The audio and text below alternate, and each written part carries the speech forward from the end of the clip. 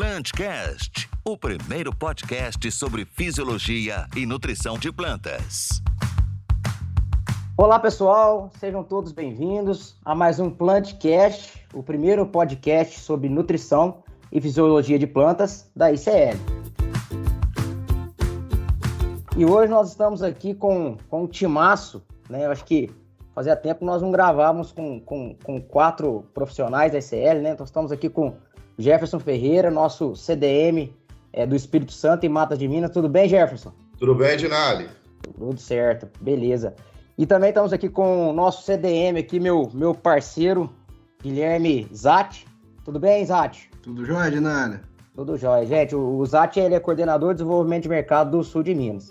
E estou aqui também com meu querido amigo, parceiro de longa data aí, de ICL, o José Marcos Leite, nosso gerente de desenvolvimento de mercado do Sudeste. Tudo bom, Zé? Como é que tá as coisas? Fala, Dinali. Tudo bem? Por aí? Tudo certo, graças a Deus. Pessoal, e aí nós estamos aqui hoje com uma convidada ilustre, né, Zé? Eu acho que pra gente da ICL é uma honra estar recebendo essa pessoa, uma pessoa que vem brigando e se destacando aí no cenário nacional e internacional, o nosso café a ganhar novas fronteiras, que é a Vanúzia Nogueira, diretora executiva da nossa querida BSCA. Tudo bem, Vanúzia? Tudo ótimo, pessoal. Um prazer enorme estar aqui com vocês hoje. E é sempre muito gostoso estar se reunindo com parceiros, com amigos, né? Para a gente celebrar a entrada de 22. E, Vanúzia, para começar, eu queria que você se apresentasse, né? Falasse um pouco da sua trajetória e como que você começou e se apaixonou por essa questão da cafeicultura e principalmente do café especial. Bom, então vamos lá, pessoal. Eu, na realidade, eu posso dizer que eu acho que eu fui uma apaixonada por café desde antes de nascer. Porque, como costumam dizer, eu nasci debaixo de um pé de café, né? Eu sou filha de produtor, meu pai trabalhou muitos anos no Instituto Brasileiro do Café. Também meus avós eram produtores. Então, família de produtores de café de todos os lados. Nasci em Santa Rita do Sapucaí. Sou a primeira filha, a primeira neta, a primeira bisneta, primeiro tudo, e continuei sendo, do lado da minha mãe, a única mulher na família. Depois só tive irmão, primos, um bando de menininho e eu. E a família do meu pai é de Três Pontas. Com 5, 6 anos de idade, eu vim para Três Pontas, fui embora. Fiz parte de uma geração que falar em seguir com o café, né? Fazer sucessão e seguir com o café era loucura, né? A gente costumava dizer que quem fazia isso na família era a turma que não queria estudar, era a turma que não gostava de estudar. Então parava de estudar quando muito no ensino médio, às vezes até no ensino fundamental, e aí ia para a fazenda, né? Ia para a roça, como a gente chamava aqui, e cuidava disso. Eu sempre fui muito estudiosa, sempre gostei demais. Então eu fui embora para estudar. Estudei, fiz carreira não na área de agronomia ou na área do agro, eu tenho 3 diplomas superiores. Eu sou formada em engenharia de sistemas, em administração e estatística. Depois eu fiz MBAs, mestrado e fui me especializando em gestão e marketing. O meu doutorado é em marketing, né? Fiz carreira numa empresa de consultoria e auditoria americana, morei nos Estados Unidos, na Colômbia, no Chile, na Argentina. Época que morei na Colômbia, nada a ver com café. Eu trabalhava com os sistemas de telecom, de energia, água, saneamento. Era essa a minha área dentro de consultoria. Foi o período das privatizações na América Latina toda, que eu circulei bastante. E quase 20 anos atrás, por questões familiares, eu voltei para Minas. Quando eu voltei para Minas, foi que os exportadores de café, o pessoal do Centro de Comércio de Café de Minas Gerais, me convidou para fazer um trabalho para eles de mercado de nicho, né, para entender o mercado de nicho. Ou seja, não entrei no café pelas mãos do meu pai. E eu falei, gente, eu não entendo nada de café, né? Eu sou filha do Adelino, eu vivi aqui a minha adolescência, minha infância, minha adolescência, fui embora, não mexi mais nada com isso, não entendo nada de café. E eles falaram, bom, você tem pedigree, porque o seu pai é uma criatura extremamente emblemática dentro desse mercado. E você tem uma coisa que nós aqui não temos, que é essa visão de mundo, essa visão de marketing, de gestão lá de fora, por ter morado muito tempo fora, passei períodos enormes na Europa também. E a gente está precisando disso, a gente precisa encontrar formas de trabalho para os cafés. Isso foi 2002, a época que estava se vendendo café a 80, 90 reais a saca, né? A gente precisa encontrar alternativas, não é possível a gente continuar assim. Foi aí que eu conheci os mercados de nicho de café, que eu vinha conhecer os cafés especiais, vinha conhecer o fair trade, vinha conhecer as certificações de sustentabilidade e me apaixonei por esse lado, né? Me encantei com esse lado todo. Sei que este lado não é uma coisa que vai estar apoiando a massa, por assim dizer, né? Mas eu falei, a gente pode ir encontrando oportunidades para cada grupo. E aos pouquinhos, como boa mineira, e comendo esse prato pelas beiradas e inserindo o pessoal aos poucos dentro desse processo. Foi assim que eu entrei nesse mercado, comecei a trabalhar, trabalhando muito com treinamento. Eu fui professora muito tempo, eu fiz o meu histórico acadêmico, né, fazia com que eu tivesse um envolvimento muito grande com universidades, com cursos de pós-graduação e tal. E continuei, fui fazendo formações para o pessoal ali no Centro de Excelência do Café em Machado, que foi o primeiro centro de excelência a ser instalado no Brasil, em 2006. Peguei aquilo ali ainda literalmente no chão, ainda estavam nas fundações dos prédios. Ajudei a fazer todo esse processo. Nesse contexto, vim a conhecer a BSCA, vim a conhecer os diretores, o conselho da BSCA. Em 2007, eu comecei a fazer uns trabalhos com eles. Fiz trabalhos com eles em 2007, 2008. Em janeiro de 2009, eles me convidaram para assumir a gestão. E nesse posto que eu estou agora, começando a fazer um processo de transição, porque eu saio desse posto da gestão da BSCA em abril, né? Hoje eu sou a candidata do Brasil a assumir a direção geral da Organização Internacional do Café. Então, é uma honra para mim, é um reconhecimento de toda a carreira. Ainda tem um concorrente, que é um vietnamita. A decisão será tomada no começo de fevereiro. E, se tudo der certo, em abril eu saio da BSCA e já vou embora para Londres para assumir a OIC.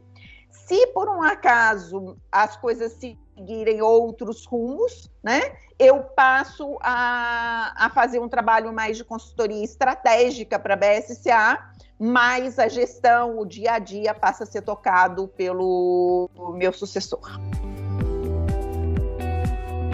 Nossa senhora, Vanusa, eu confesso que fiquei encantado aqui com sua história, né? É muito trabalho, não é à toa que você está onde você está e com muito mérito, e a gente fica muito feliz e de antemão já estamos aqui torcendo, né?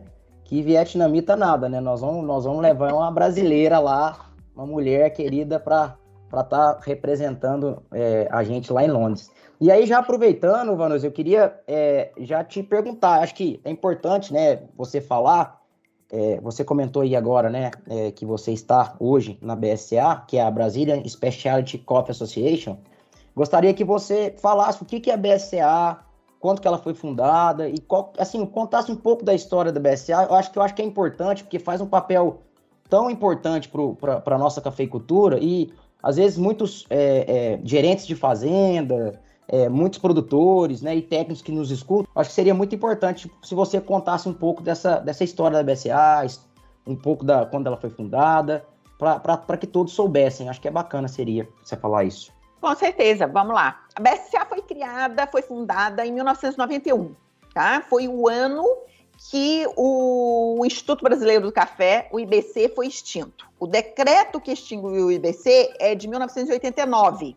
Mas aí o IBC era do tamanho de um ministério, né? Ele tinha, inclusive, status de ministério no Brasil. Então, até fechar realmente aquele esqueminha, assim, o último que saía apagar as luzes, isso foi até 91. Enquanto o IBC existiu, o setor de café no Brasil, ele era totalmente regulado pelo IBC. O IBC definia a questão das cotas de vendas de café, definia como é que era essa distribuição das exportações de café do Brasil, definia quais eram as políticas que seriam adotadas pelo café no Brasil. Vamos nos lembrar que a gente está falando de um café que foi a mola mestra da diversificação econômica do país. Ou seja, era uma política de Estado, né? O IBC foi criado no pós-guerra e veio, então, até essa fase como sendo a mola mestra de toda a diversificação do Brasil. Então, era o IBC que regia isso com punhos de aço, digamos assim, né? Um esquema muito rígido. E as pessoas físicas não podiam exportar café, não era permitido. Existia um grupo de empresas exportadoras que eram habilitadas, então, pelo IBC, e aí o IBC coordenava todo esse processo com elas e se vendia apenas as commodities, né? Aí, o que aconteceu? Com a extinção do IBC, eu costumo dizer que a gente saiu de um processo que foi de 8 a 80, né? Um setor 100% regulado para um setor 100% desregulado, né? Acabaram as regulamentações e aí, então, nós, enquanto produtores, enquanto empresas que operavam no mercado, estavam livres, tá? Todo mundo estava livre para se autorregulamentar. Foi aí, então, que 10 famílias produtoras, a Sprinsul, que era uma exportadora de Varginha, e a Cochupé resolveram se reunir para entender como é que se trabalhava mercado de qualidade no mundo, né? Porque o Brasil era só commodity, era só café comercial, né? E essas famílias, esse pessoal sabia que o Brasil tinha café de qualidade. Quando eu comecei a trabalhar com café nos anos 2000, muitas dessas famílias diziam para mim, ou seja, uma década depois que a BSA foi fundada, muitas dessas famílias diziam para mim que lembravam dos seus avós exportando cafés finíssimos no pré-guerra, cafés brasileiros fantásticos no pré-guerra, né? E fazendas inteiras tinham café Bourbon nos anos 30, nos anos 40, que depois, com as estratégias de IBC, arrancaram quase tudo que se tinha de Bourbon para plantar mundo novo, porque a decisão e a definição era produtividade, né? Tinha que ter produtividade para ter volume, para poder vender mais.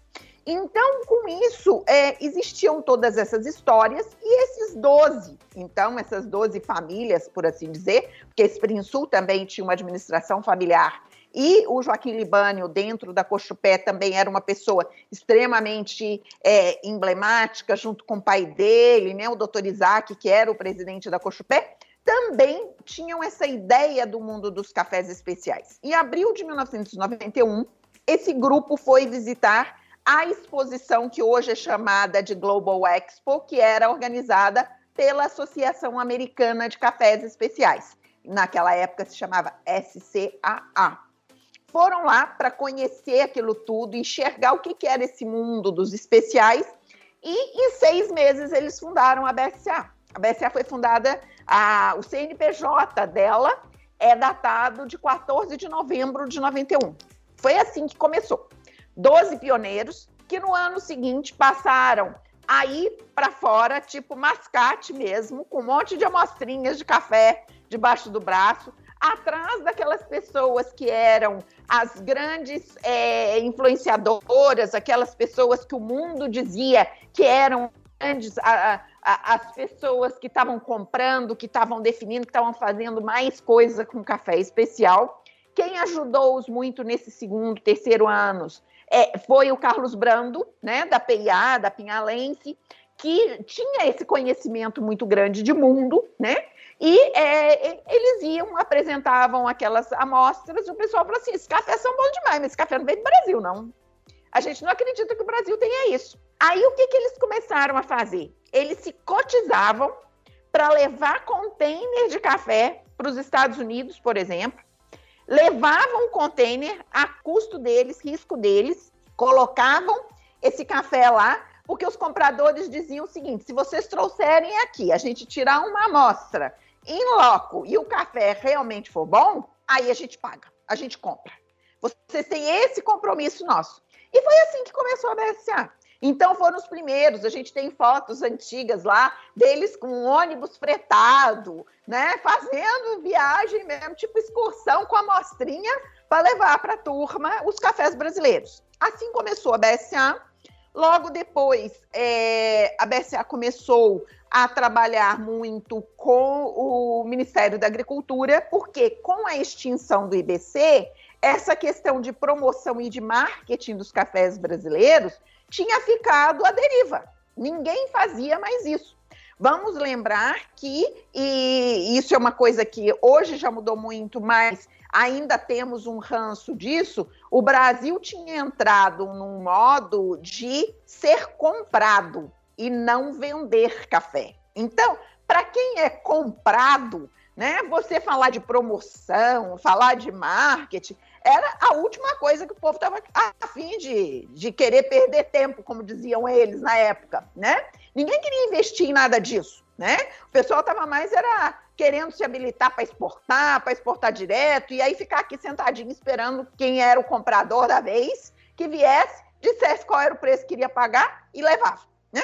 Mas era muito nesse lado. Como a BSCA veio com essa cabeça, esses 12 vieram com essa cabeça muito diferente, eles conseguiram fazer uma sensibilização muito grande no Ministério da Agricultura, começaram a fazer um relacionamento muito bom junto ao Ministério da Agricultura. Em 94, 95, começa a ter mais recursos do Funcafé, eles começam a trabalhar muito isso, e um ponto muito emblemático foi em 1997, quando esse órgão, que eu devo ir para ele, né, a OIC, decidiu criar um projeto que se chamou Projeto Café Gourmet, que era exatamente para incentivo de produção de qualidade. O Brasil foi escolhido como um dos países para ter o Projeto Café Gourmet, e foram 5 países escolhidos, o Brasil foi um deles, e aqui no Brasil o Ministério da Agricultura delegou à BSCA a coordenação do projeto no Brasil.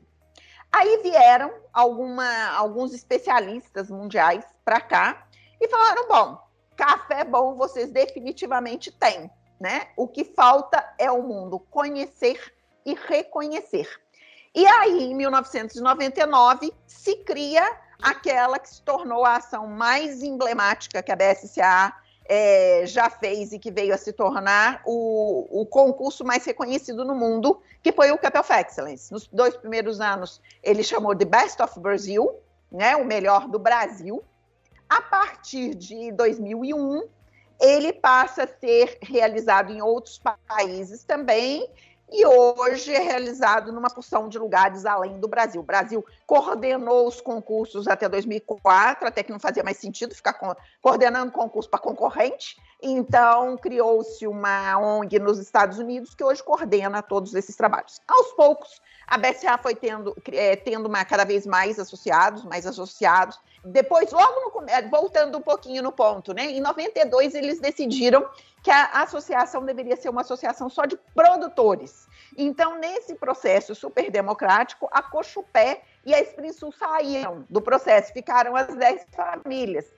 Aí outras famílias se juntaram em 92 e, aos poucos, eles foram trabalhando, mas só com fazendas. Depois que eu entrei, a gente começou a trabalhar o processo de inclusão cada vez maior da BSCA.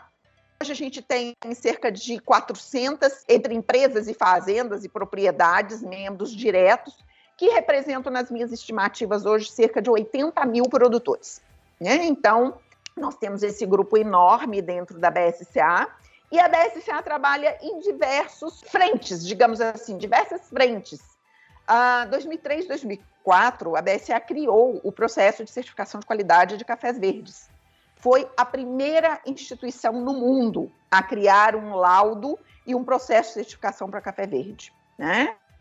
A partir de 2004, a BSCA lança os certificados e os selos de qualidade. Foi a primeira instituição no mundo a criar esses selos de qualidade para café verde, né? E até hoje a gente trabalha muito isso, hoje desde pequenas micro torrefações, cafeterias, até a grande indústria, com parcerias fantásticas, excelentes com a grande indústria também para fazer esses trabalhos. Temos também todo o processo de educação, hoje realizamos os concursos e fazemos um monte de ações em feiras, promoções que durante esses 2 últimos anos foram muito mais virtuais do que presenciais, né? Mas conseguimos fazer bastante coisa e crescemos bastante neste período agora também. Fantástico a força, né, da BSA, o apoio da BSA para promover aí os cafés brasileiros no mundo, promover os cafés especiais. É muito interessante como tudo começou e o quanto que a BSA influencia aí no mercado, né, para divulgar e promover os cafés especiais no mundo afora. Parabéns pelo trabalho que você vem fazendo à frente, é muito interessante, com certeza tem ajudado muito o mercado de cafés especiais no Brasil. Vanusa, voltando um pouco, assim, falando de cafés especiais, né, eu vejo assim, no mercado, os produtores, em geral, tem muita dúvida sobre, quando a gente fala sobre mapa de origem, sobre DO, denominação de origem. Por favor, se você puder falar um pouco sobre essas siglas, se puder complementar, existe mais alguma outra sigla? O que é denominação de origem? Qual que é a diferença e por que eles são importantes para a cafeicultura, para o mercado de cafés especiais? Bom, vamos lá então. O mapa de origens, ele demarca todos os locais onde nós temos produção de café, né? Aquele mapa de origem nós definimos e criamos já há uns bons anos.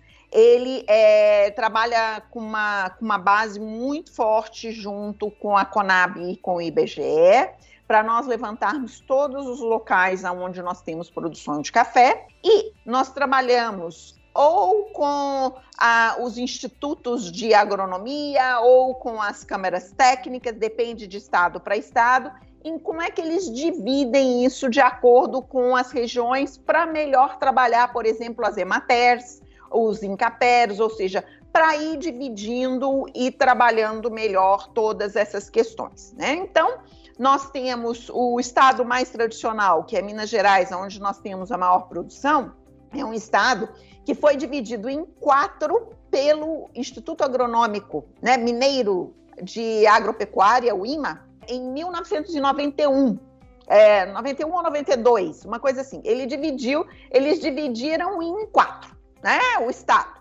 E esse 4 é quase que uma cruz mesmo, né, onde a gente fala de sul de Minas, hoje Matas de Minas, né, eles já chamavam de Matas de Minas, apesar de muita gente ter continuado falando Zona da Mata durante muito tempo, eram as Matas de Minas, as Montanhas de Minas e a Chapada Mineira e o Cerrado de Minas, né? Então, esses eram as 4 divisões feitas pelo IMA naquela época. No estado de São Paulo, a gente tem a Câmara Técnica de Café, que é quem divide o grupo da Alta Mogiana, Média Mogiana, Baixa Mogiana, região de Avaré, Ourinhos, Marília e tal. Eles dividiram e deram esses nomes. No Espírito Santo também nós temos uma divisão clássica que foi definida pelo INCAPER, né? Então, a gente vai tendo essas divisões que são todas as áreas aonde nós temos plantação de café, tá? Aí, o que aconteceu? Existe uma coisa chamada indicação geográfica, que é um conceito relativamente recente. Ele foi criado no início do século passado para um processo de proteção do vinho do Porto, em Portugal, né? Muita gente não sabe disso, da história de como surgiu tudo isso. E a ideia qual era? Qual era a ideia deles? É importante a gente entender esse início de todo o processo. A ideia era que começava a surgir muito vinho falsificado, dizendo que era vinho do Porto e que não tinha nada a ver com a região deles e que não tinha o mesmo nível de qualidade. Então, eles decidiram que eles iriam criar regras que fizessem com que eles conseguissem demarcar e proteger a região e o produto oriundo daquela região.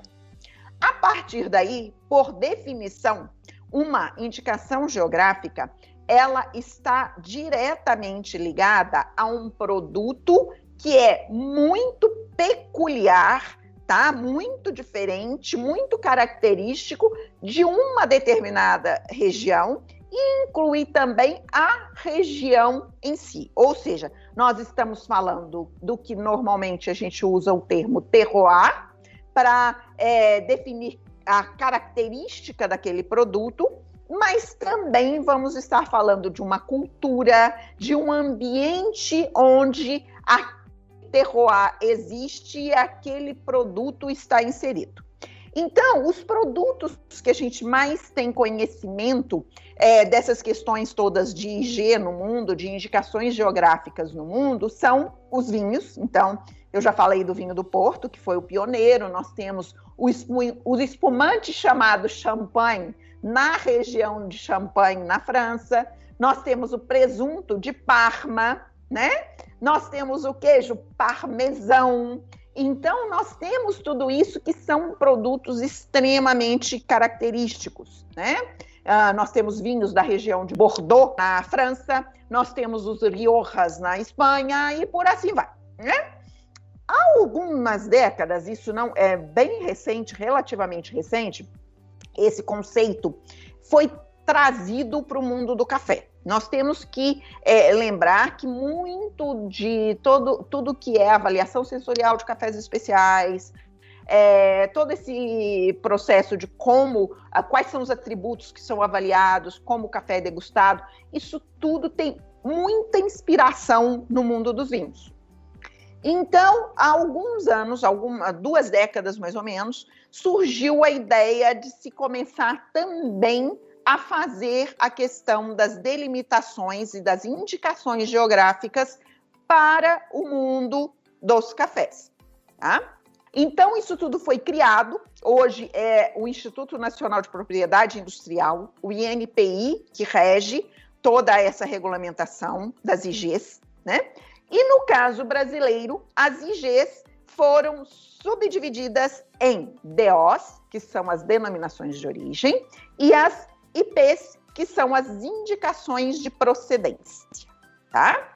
Quando a gente fala de uma indicação de procedência, nós estamos falando de um produto que ele está sendo produzido em uma região mais ou menos delimitada, ou seja, já conhecemos a região aonde ele está inserido, temos toda uma comunidade e uma cultura e um bioma ou um microambiente de biodiversidade e tudo mais muito bem definido, tá? Ali em tudo que existe. Agora, o terroir específico daquela micro-região ainda está sendo analisado para que seja feita essa definição. Porque para você fazer uma definição clara de terroir, você precisa de um processo que é um processo científico, que envolve muitos pesquisadores e que depende de pelo menos 3 ciclos. No caso do café, 3 ciclos significam pelo menos 3 safras, 3 anos, né? Então, com isso, muitas vezes você já tem uma IP mais ou menos delimitada, a cultura é muito comum naquela micro-região, as pessoas vivem dentro de um processo de comunidade muito específico daquela micro-região, eles consideram que tem um produto muito característico dali, mas ainda precisam de tempo para acabar de ter essa comprovação científica de que eles têm um produto muito peculiar dali. Então, aí, eles passam e fazem um processo de IP, de solicitação de uma indicação de procedência. No momento em que já se tem a definição muito clara daquele terroir, você já pode pedir a denominação de origem. Que essa é a grande diferença, né? Na denominação de origem, você já tem o terroir extremamente bem caracterizado. Esse produto é produzido aqui, esse café é produzido nessa região e só nesta região. Então, essa é a diferença. Por favor, você poderia dar alguns exemplos, assim, no Brasil, de denominação de origens e de indicação de procedência? Sim. Um ponto antes de falar de exemplos, José Marcos, que eu acho que é muito importante a gente estar complementando. A IP, ela não é um estágio inicial para depois se tornar uma DO. Você pode pedir o processo direto de DO, tá? Eu vou te dar os exemplos e depois eu vou complicar um pouquinho mais, porque tem um outro conceito que eu acho que é importante passar para o pessoal também. DOs, a primeira DO de café no Brasil foi o Cerrado Mineiro, que foi uma IP, depois se tornou uma DO. Depois nós tivemos a Mantiqueira de Minas, que também fez o primeiro processo como IP e depois se tornou uma DO. E temos DOs diretas agora, que são o Caparaó, os Robustas Amazônicos e a região do Espírito Santo, tá? Então, a gente tem, esse pessoal já foi direto para a DO. Vamos lembrar que tudo isso é muito novo no Brasil, então existia também um processo de aprendizado muito grande, né? Então, a turma no começo achava que primeiro tinha que fazer IP para depois ser DO. Hoje já se sabe que não tem necessidade. Se o terroir já está super característico, não tem porquê, você já pede direto a DO. IPs hoje, né? Que nós temos hoje. A primeira delas foi Alta Mogiana, ali na região de Franca. Depois, nós tivemos o Norte Pioneiro do Paraná. E mais recentemente a gente teve região de Pinhal, Campo das Vertentes, a região, acho que do Conilon, no Espírito Santo, eu acho que é IP, não é DO ainda. E aí nós temos outras que eu posso estar me perdendo aqui. A Matas de Minas é IP. Então, nós temos outras regiões que vão sendo montadas por aí. Hoje já são 11. Hoje é o produto que mais tem IGs registradas no INPI, é o café brasileiro. E aí, com isso, o que acontece? Né?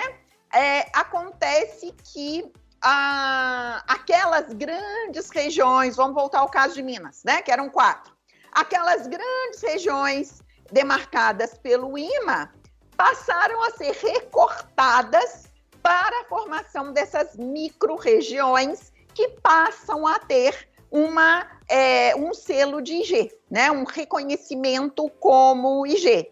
Então, em Minas, hoje, nós temos as Matas de Minas, por exemplo, toda a região que era definida como Matas de Minas pelo IMA, hoje é Matas de Minas e ou Caparaó. Existe uma sobreposição de 6 municípios que pertencem tanto ao Caparaó quanto às Matas de Minas. Isso é possível, podemos ter isso sim, tá? Nós temos Chapadas de Minas, que ainda estão em processo, ainda não fizeram nada. Nós temos a DO do Cerrado Mineiro e existe uma parte do antigo Cerrado de Minas que não entrou no Cerrado de Minas e que hoje nós chamamos de Noroeste de Minas Gerais, para não confundir, que ainda não tem também nenhum processo. Aqui no sul de Minas, nós já tivemos o recorte do Campo das Vertentes, tivemos o recorte da Mantiqueira de Minas e sabemos de outras micro-regiões que também estão trabalhando os seus processos. Com isso, quando a gente junta as IPs mais as regiões em café e ainda não, as IGs, desculpa, e mais as regiões que têm café e ainda não tem nenhum processo registrado no INPI, a gente já fala hoje de 33 regiões diferentes no Brasil. Agora, para complicar mais um pouquinho, existe um outro conceito que se chama marca coletiva. Esse conceito, ele é a junção de um grupo, tá?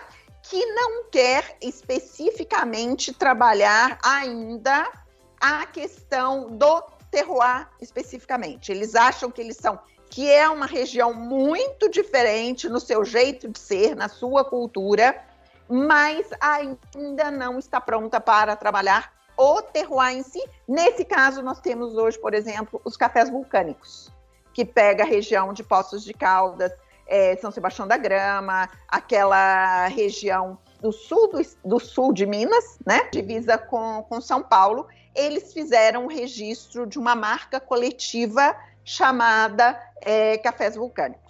Dando aqui para vocês um spoiler a respeito disso tudo, nós estamos pensando muito em criar, em registrar a marca coletiva Sul de Minas para um guarda-chuva de tudo que o mundo conhece como Sul de Minas. E que vai ter debaixo desse guarda-chuva, muito provavelmente, se tudo der certo, essa foi uma ideia que surgiu agora nas últimas semanas, se tudo der certo, aí vai ter Debaixo desse guarda-chuva, a gente já vai ter a DO da Mantiqueira, a gente vai ter a IP do Campo das Vertentes, a marca coletiva dos cafés vulcânicos e tudo mais que vier por aí, mas também criando regras para se utilizar o título, né, de Café do Sul de Minas. Vanusa, excelente notícia, sem dúvida nenhuma, esse mapeamento dos cafés fazem total diferença, né? Não só para os produtores, né? Como você bem disse, até culturalmente para as regiões é muito estratégico, né? A gente sabe que a cultura do café movimenta realmente um mercado, movimenta uma região, né? E falando muito em cima disso, Vanusa, como que o café brasileiro hoje, como está o mercado dos cafés especiais brasileiros, tanto no Brasil quanto no mundo, né? Gostaria que você falasse um pouco sobre esse mercado, principalmente agora nesse pós-pandemia, né? Caminhando aí, como o café está sendo posicionado hoje? Tomara que a gente esteja num pós-pandemia, né? Quando a gente acha que sai, parece que dá marcha ré, tudo de novo. Há poucos dias, só contando uma historinha para vocês, eu tinha toda uma programação, toda organizada em Londres e em Genebra. No dia de embarcar, eu já estava a caminho do aeroporto, explode a história da Omicron. Aí fiquei 36 horas em Londres e voltei correndo com o que ia acontecer, o que ia fechar, o que não ia fechar. Então, está tudo muito complicado. E eu acho que a gente vai ter um outro ano de muitos desafios em relação a isso tudo. Mas o que eu posso dizer para vocês é o seguinte, é que no mundo de negócios, né, no que a gente chama normalmente de B2B, se alguém disser hoje que não conhece café brasileiro, que não sabe que o Brasil produz café bom, que o Brasil tem café de qualidade, pode ter certeza que é um novo entrante no mercado. Ou seja, o que a gente chama de paraquedista, né? Aquela turma que está começando a entrar e que talvez não conheça alguma coisa de Brasil. Fora isso, se já tem tempo de mercado, se falar que não conhece a qualidade de café brasileiro ou que o Brasil não tem qualidade, é porque não está querendo pagar preço para nós, né? É estratégia comercial, porque o mundo hoje já está muito claro, o mundo conhece, sabe que o Brasil é o único país que pode entregar qualidade com consistência e volume. E isso ficou muito claro com esse problemaço que nós tivemos na última safra, durante o período da última safra, com as geadas que nós tivemos nas principais regiões produtoras, né? O risco de não ter café brasileiro foi um dos grandes temperos do molho dessa alta toda. Não é o único, mas um dos grandes temperos desse molho da alta toda que nós tivemos no mercado. Então, o mundo hoje reconhece que nós reconhece a necessidade dos nossos produtos, assim como reconhece a necessidade do nosso café comercial, e a gente vai continuar expandindo cada vez mais e ganhando cada vez mais mercados. O que nós precisamos em continuando as restrições de viagem, continuando as restrições de trabalho presencial, criar cada vez mais alternativas de ferramentas virtuais, voltando feiras presenciais, né, e os eventos presenciais, voltar literalmente, pôr o pé no avião, o pé na estrada e começar a girar o mundo para colocar o nosso produto mundo afora. Vanusa, uma dúvida que eu tenho, se fosse para falar assim, qual que é a nossa participação de mercado de cafés especiais no mundo? O quanto que o café brasileiro de cafés especiais representa no mundo? Eu te diria hoje, José Marcos, pelas minhas expectativas, que a proporção deve estar mais ou menos a mesma da commodity. Existe um problema muito sério, que o código de café é único, de café verde, que a gente vende para o mundo. Ele tem um código único dentro do que nós chamamos de nomenclatura comum do Mercosul, NCM, né? Existe um único código para representar todos os cafés arábicas e robustas, com certificado, sem certificado, de qualidade, de porcaria.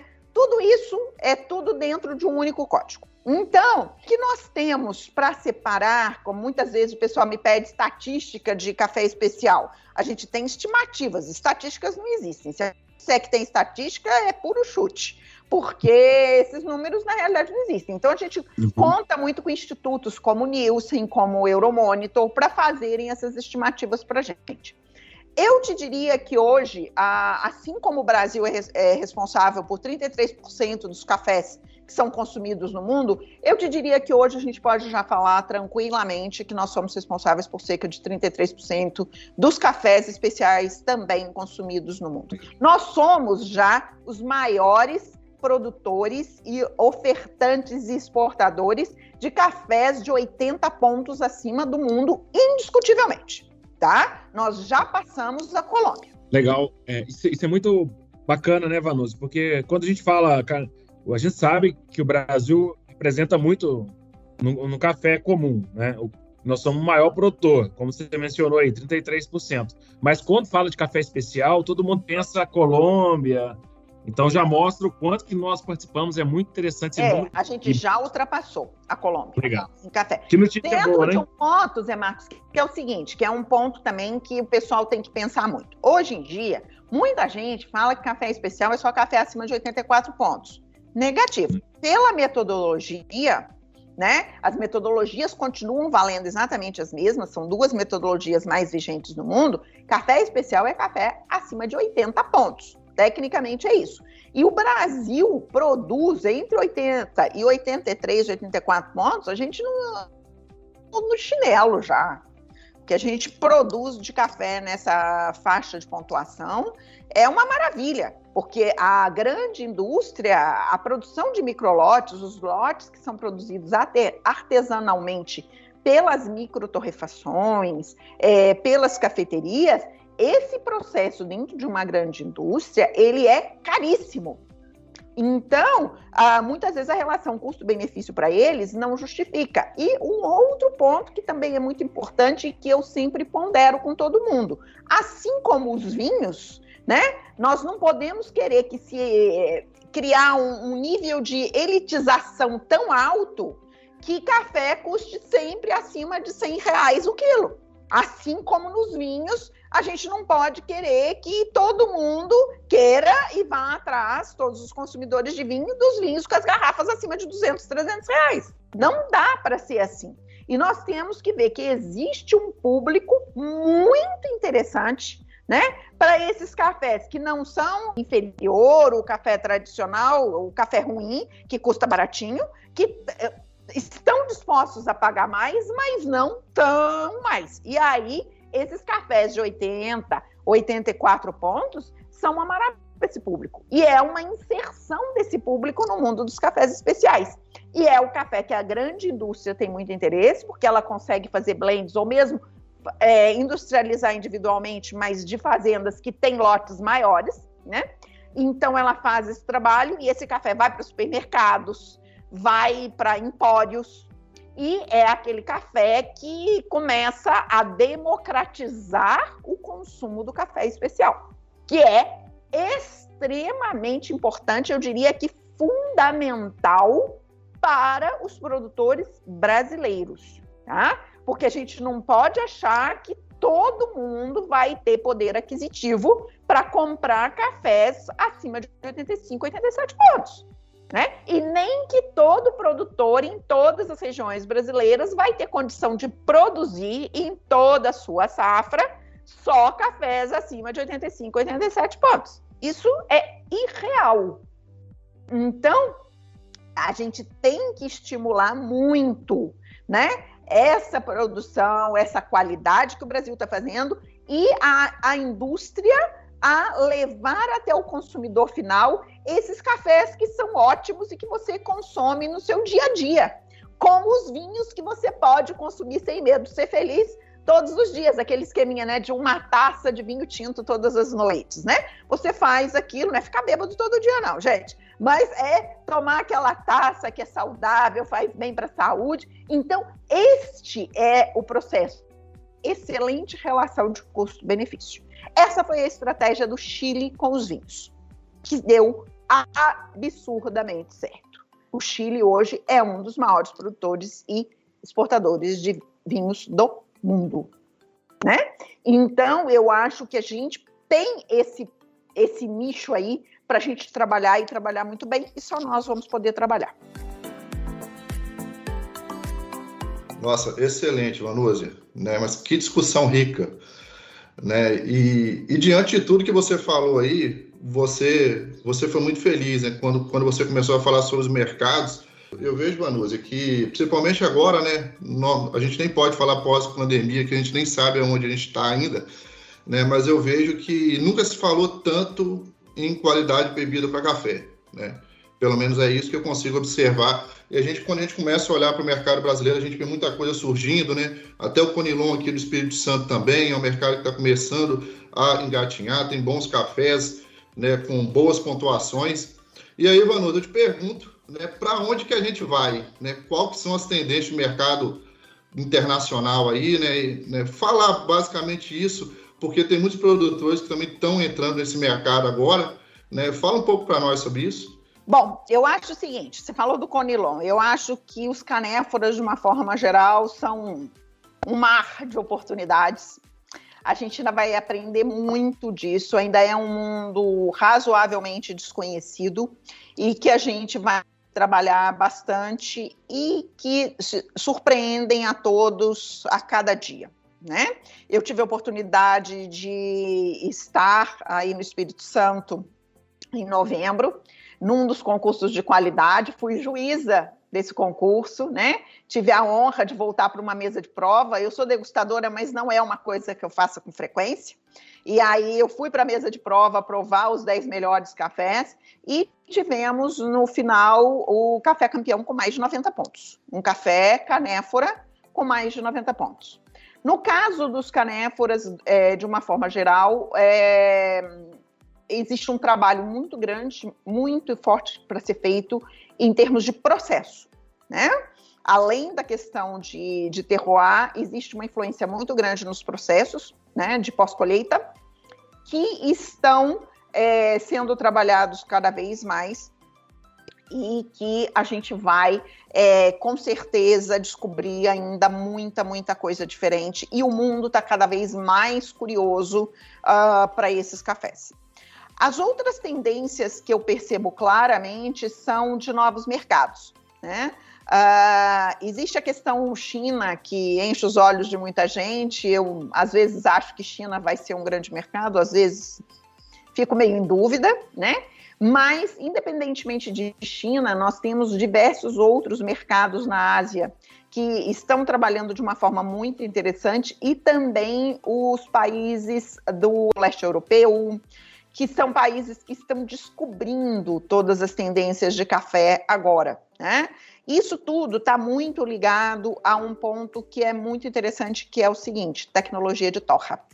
À medida que as pessoas vão aprendendo, que os profissionais e os mercados vão aprendendo sobre tecnologia de torra, mais eles vão aprimorando e melhor são os cafés que chegam, principalmente esses cafés com muita pontuação muito alta, melhor esses cafés chegam até os consumidores e vão criando gostinho pela coisa e vão seguindo em frente com esses cafés de torra fresca, né? E sendo consumidos em um formato bastante diferente. Agora, um ponto que eu gostaria de salientar aqui é o seguinte: muita gente tem me procurado e falado comigo, poxa, vamos investir pra caramba.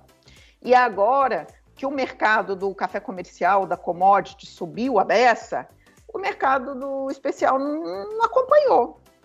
E a diferença de preço está muito pequenininha, né? E é isso mesmo, gente. Existe um teto para esses valores, né?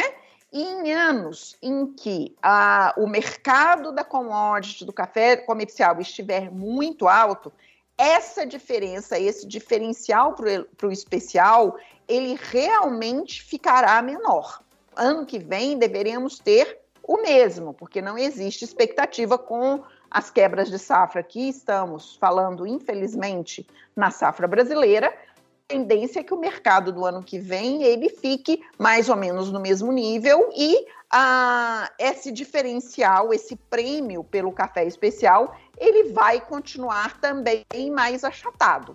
Mas vamos lembrar do passado. Quanto tempo tinha que não tínhamos preços do comercial tão altos? A gente não quer de forma alguma que volte lá para os centavos, para $1 a libra. Mas nós sabemos que ele não vai se manter a 2,5, né? Ele não se mantém nessa faixa no longo prazo, porque isso inviabiliza a indústria que não consegue repassar todo esse valor ainda para o consumidor. Tomara que a gente consiga, essa é uma das metas minhas e um dos meus deveres de casa na OIC, vai ser exatamente estar sensibilizando e educando o consumidor para que ele aprenda a pagar um pouquinho melhor, né? Preços um pouco mais justos para os cafés, mas isso não se faz do dia para a noite, né? Nós temos que lembrar, por exemplo, que não tem tanto tempo assim, muitos dos que estão nos ouvindo devem se lembrar que em todo restaurante que a gente ia, o cafezinho no final era horrível, mas de graça. Então, existe muito essa cultura, né? De que o café é de graça, o café é baratinho, e mudar essa cultura e fazer essa reversão para uma valorização maior do produto, isso vai demandar muita estratégia e muito tempo. Mas, então, com isso, café a R$2,50 a gente não vai ver o tempo todo no comercial. E então esse café vai cair e os patamares e os valores dos cafés especiais vão se manter. Então, quando o comercial está mais baixo, nós temos um diferencial maior. Quando o café comercial sobe demais, esse diferencial realmente ele será menor, porque não vai acompanhar em função desse teto que a gente bate. Muito legal, Vanusa. E assim, eu achei muito interessante você falar de tendências aí, né? E comentando aí a estratégia do Chile também, que deu muito certo com vinhos, né? E a gente deve caminhar e seguir também. Se já deu certo, né? Por que não tentar copiar e melhorar, né? E assim, falar um pouco de tendências, a gente tem percebido, Vanusa, que a população ela vem procurando, acho que vem se educando, né? A informação vem chegando.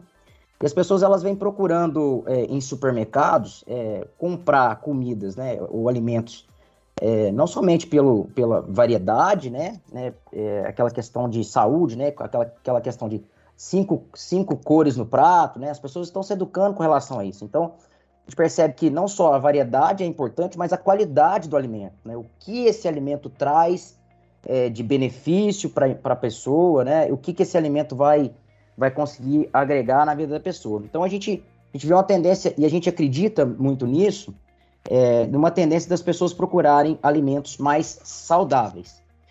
E nesse sentido, a gente trouxe para o mercado um produto, é o primeiro produto à base de selênio para ser pulverizado em lavouras, né? E a gente acredita muito que a gente pode ajudar a planta no metabolismo anti-estresse dela, ou seja, ajudar ela a produzir mais, e ao mesmo tempo trazer nutrientes que são fundamentais para o ser humano, né? Como, por exemplo, o zinco, o selênio, né? Que são nutrientes que são anticancerígenos. A gente sabe do poder desses nutrientes no metabolismo anti-estresse também do ser humano.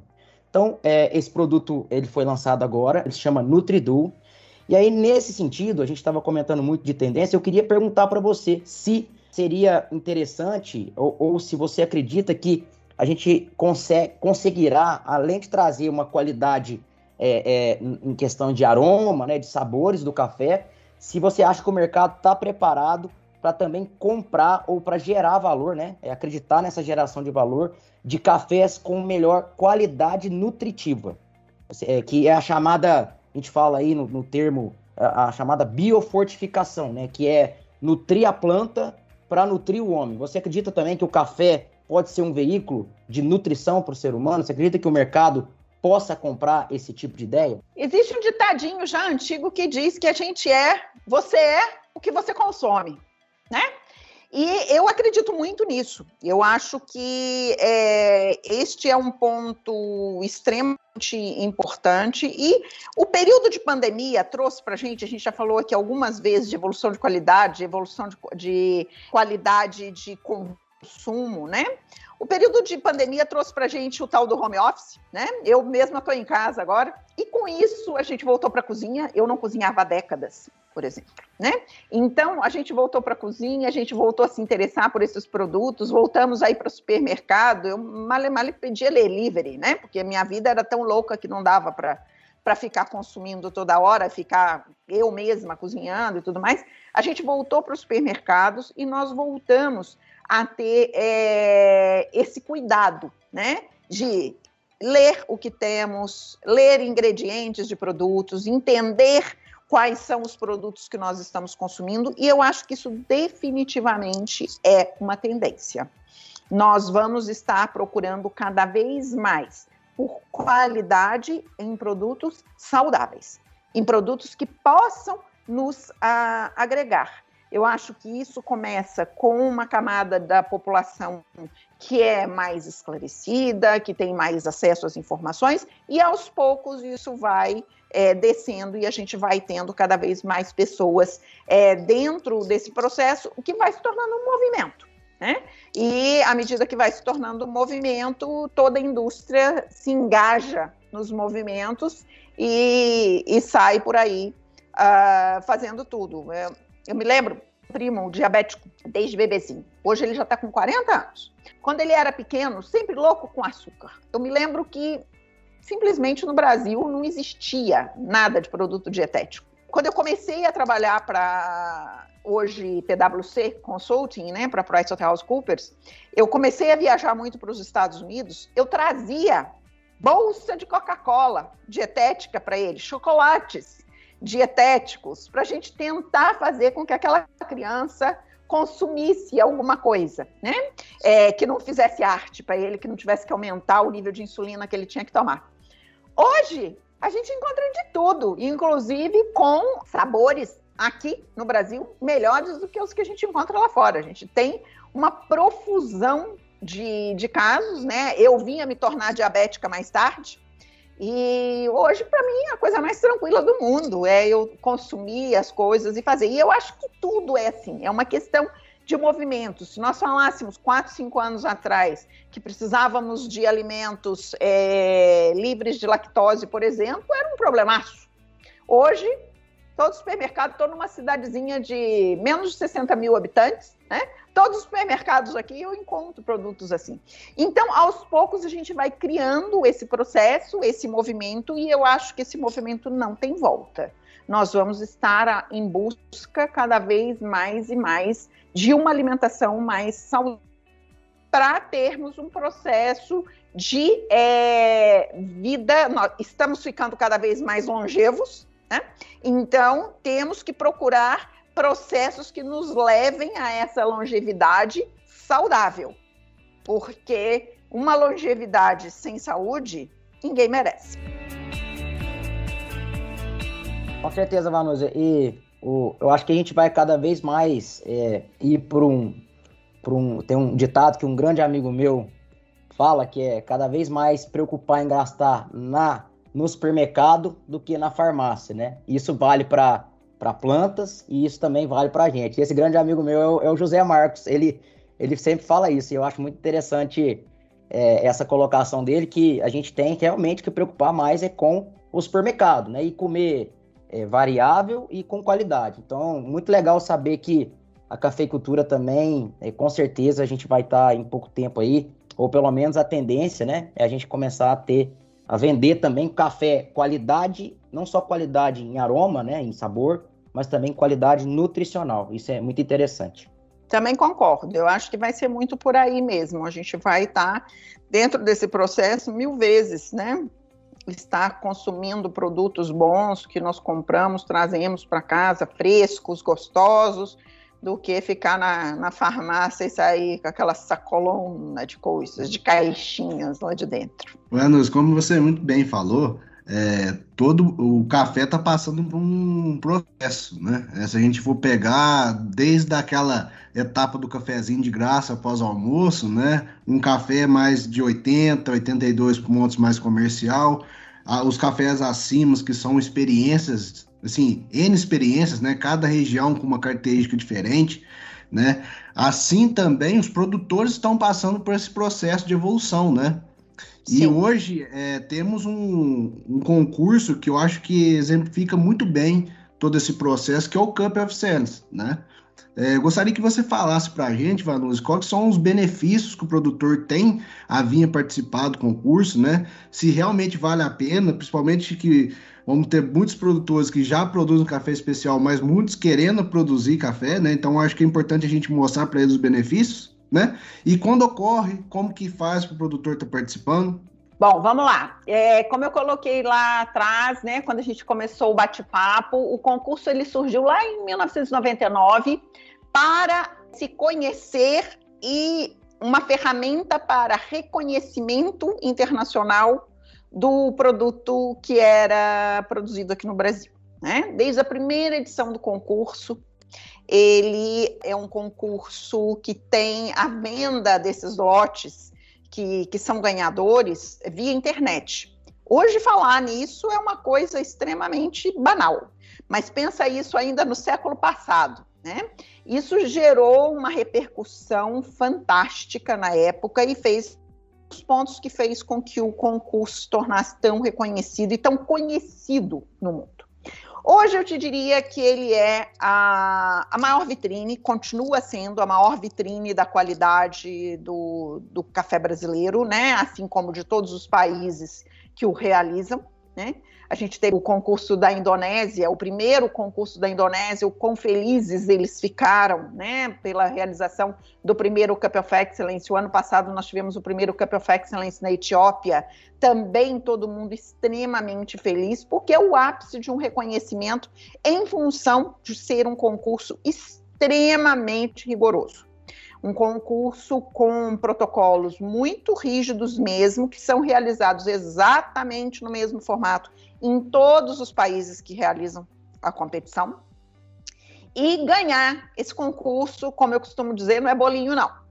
E, então, é muito interessante para todos os produtores. Quem que pode participar? O concurso é gratuito, né? A participação nele é gratuita. Todos os produtores de café arábica podem participar. Ainda não temos edição desse concurso para os cafés canéfora, mas eu acho que isso é uma questão de tempo. Nós vamos conseguir fazer com que exista o Cup of Excellence para os canéforas também. Todos os produtores de cafés arábica podem participar no Brasil. O que a gente faz aqui no Brasil é uma restrição que cada produtor, se ele é sócio de diversas propriedades, ele vai ter que escolher uma. E se tem diversos sócios numa propriedade, também vai ter que escolher em nome de quem que sai, né? Porque a gente quer dar oportunidades para outros, né? E assim tem surgido uma série de novos produtores que, à medida que vão passando os anos, vão trazendo novas possibilidades e novas micro-regiões ou novos diamantes, né, para esse mercado, para a gente estar polindo. Falei de diamante, já pensei direto na Chapada Diamantina, né, que foi uma das micro-regiões que nasceram com o Cup of Excellence, né? O reconhecimento da Chapada Diamantina veio com o Cup of Excellence, assim como a Mantiqueira de Minas, assim como São Sebastião da Grama, assim como agora Carmo do Paranaíba, no Cerrado Mineiro, que teve agora o segundo ganhador do município, né, em 3 anos, sendo o primeiro colocado. A semana passada eu estive lá, né, alguns dias eu estive lá para entregar o troféu, porque a cerimônia foi virtual, então eu fui para fazer a entrega presencial do troféu. Foi uma festa, eles prepararam uma festa surpresa para a gente, foi muito legal. E o próprio produtor colocando, né, que a família vem focada nisso. 4 anos atrás eles começaram a colocar café no concurso, exatamente buscando esse reconhecimento, né? Então, nós tivemos 29 lotes com pontuação acima de 87 pontos por um júri internacional, o que não é nada fácil. 29 lotes que foram leiloados com valores bastante interessantes, né? Apesar do mercado tão tumultuado, todas as incertezas. Um leilão que ocorreu no dia 20 de dezembro, com o mundo todo em pânico com o Omicron. E mesmo assim vendemos todos os lotes, e os lotes foram todos muito bem vendidos. Agora, o grande ponto do concurso, muita gente, porque aí o campeão foi vendido por quase 50 mil reais a saca. Esse não é o mais importante, porque o lote é muito pequenininho. A gente está falando de 6 sacas. Né? Conseguimos a maior média histórica, né? O valor médio da saca ficou em quase 15 mil reais. Mas o mais importante não é isso. porque o volume é muito pequeno. O mais importante é apresentar esses cafés para o mundo. E todos os lugares para onde eles vão. Então, um lote de 6 sacas do Campeão, por exemplo, eles estão indo para Taiwan, Canadá e Coreia, né? Então, 3 mercados que estão em franca expansão do consumo de cafés especiais, que vão estar recebendo esse café e vão fazer um trabalho fantástico com esses cafés, com certeza, né? Então, é muito marketing das próprias empresas que compram e que vai ajudar cada vez mais nesse processo. Temos alguns que ganham quase todos os anos, né? Que entram nessa lista que vai para o leilão quase todos os anos. Eu costumo dizer que eles já são profissionais no processo.